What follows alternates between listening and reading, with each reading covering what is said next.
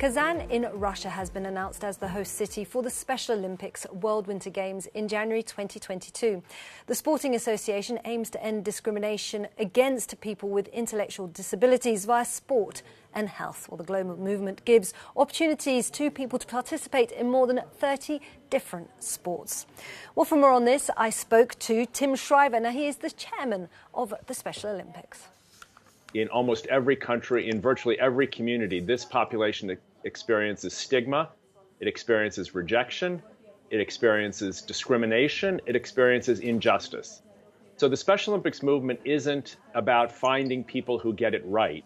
It's about inviting all of us to get it better. Russia has said they want to get better. That's all we care about. We care about allowing people with intellectual disabilities the platform to show what they can do in sport, so that countries, people, average people, business leaders, faith-based leaders, and most importantly, sports leaders can include them in all walks of life. But this is obviously life-changing for the people who take part in this. So do you have one story that sticks with you of a life that has been changed after taking part in the Special Olympics?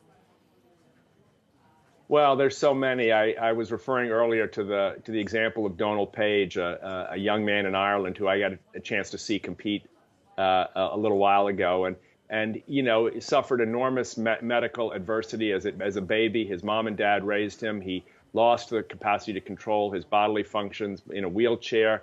But when he came to his moment in front of almost 2,000 people at the Special Olympics World Summer Games in Dublin to lift his beanbag, it took him 18 minutes, but without pause, with courage, with bravery, he did all that he could in those 18 minutes to get that bag off of the table in front of him and move it.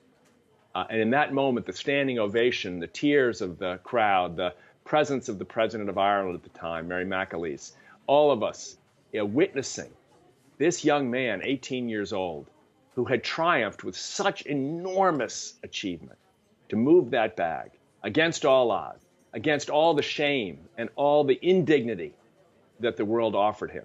He shined. His smile radiated.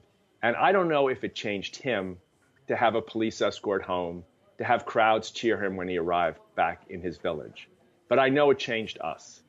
And that's what the world needs now. For those of us in positions of influence and power in the media, in political life, in business and cultural institutions, we need to be changed by these athletes.